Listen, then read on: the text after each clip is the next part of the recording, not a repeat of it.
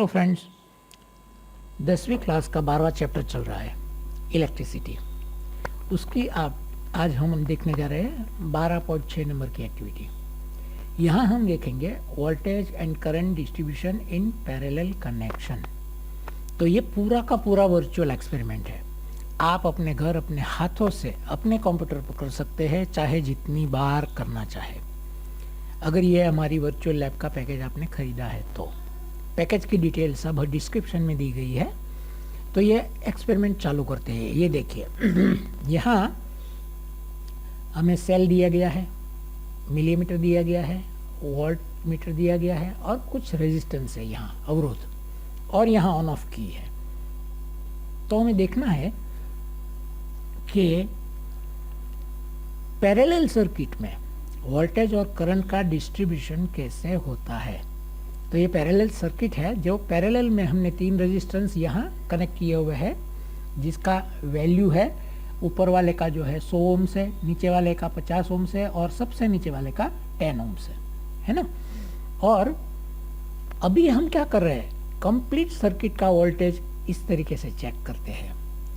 Negative और positive के बीच में हमेशा वोल्टेज चेक होता है, लेकिन करंट जरा दूसरे तरीके से चेक होता है, ये मत भूलिए, है ना। तो यहाँ हमने कुछ आपके लिए, ये आपको अपने हाथों से भरना है। ये सब हमने टेक्स्ट फील्ड दिए हुए हैं कि पूरी सर्किट में करंट कितना दिखाई पड़ रहा है और पूरी सर्किट में वोल्टेज कितना दिखाई पड़ रहा है ना। तो आपको सबसे पहले ये देखना है कि ये मैं स्विच ऑन करता हूँ। ये देखिए अभी वोल्टेज कितना है, करीब करीब 6 के आसपास है। तो यहाँ आपको वोल्टेज के बॉक्स में लिखना है 6। मिलियम्स कितना है, तो ये हमारा मिलियम्स की लिमिट क्या है एमीटर की, 0 to 500 मिलीमीटर। तो ये 450 460 के आसपास है ना। ये हमारा 460 पकड़ते हैं, 460 मिलीमीटर। तो यहाँ हमें लिखना है 460 मिलीमीटर। बिल्कुल उसी तरह से हम यहाँ जो भी चेंजेस करेंगे उसका I1 V1 I2 V2 और I3 V3 यहाँ आपको अपने हाथों से ऑब्जर्व करना है, देखना है।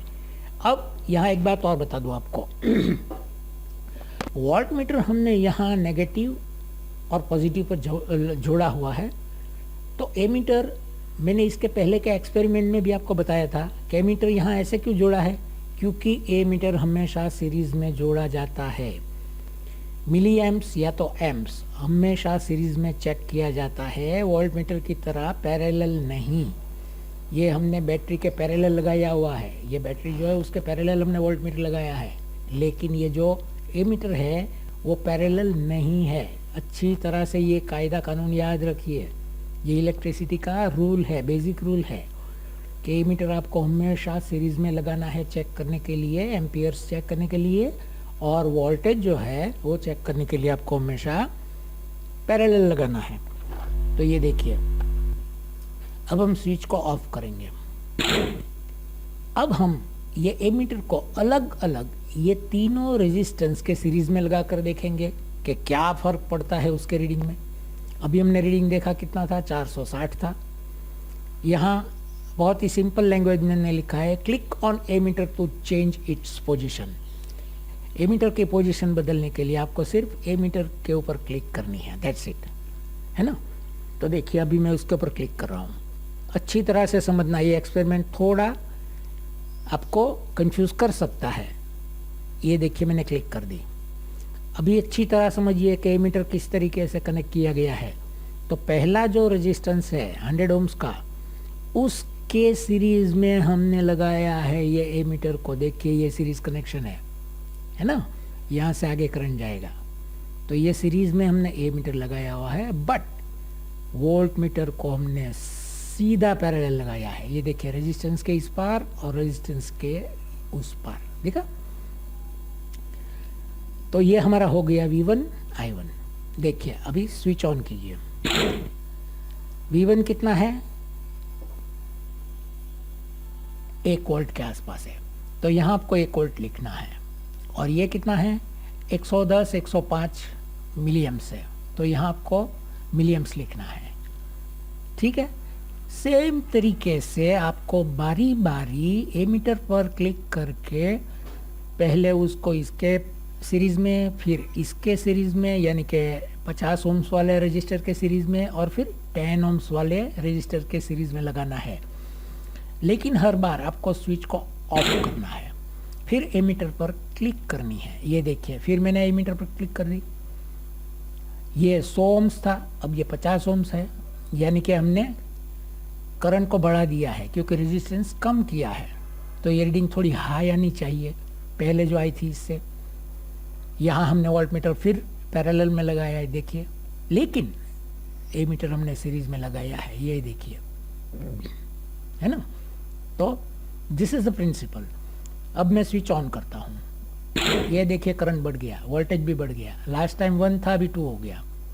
लास्ट टाइम 105 के आसपास था, अब ये करीब करीब 150 हो गया एम्पियर्स, मिली एम्पियर्स, है ना। क्योंकि हमने यहाँ 100 ओम्स से 50 ओम्स के सीरीज में इसे लगाया हुआ है। तो रेजिस्टेंस कम होने से वोल्टेज हमेशा बढ़ जाता है, एम्पियर्स हमेशा बढ़ जाता है।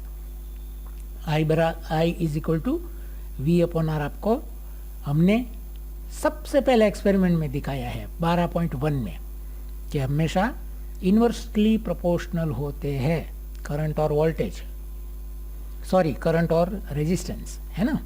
तो ये इन्वर्सली प्रोपोर्शनल है। अब और आगे चलते हैं, इसको ऑफ कीजिए और एमीटर पर क्लिक कीजिए। अभी हम 10 ओम्स के रेजिस्टेंस के सीरीज में एमीटर को लगाएंगे। ये हो गया, देखो ये 10 ओम्स का रेजिस्टेंस है और उसके सीरीज में ये हमने एमीटर लगाया है, देखो, ठीक है, देख लिया आपने। लेकिन वोल्टमीटर पैरेलल में लगाया हुआ है, रेजिस्टेंस के दोनों छोर पर इसको पैरेलल में लगाया हुआ है। अब स्विच को ऑन करके देखिए, वोल्टेज और बढ़ जाएगा, एम्पियर्स और बढ़ जाएंगे, क्योंकि वोल्टेज सॉरी रेजिस्टेंस एकदम कम है। देखो,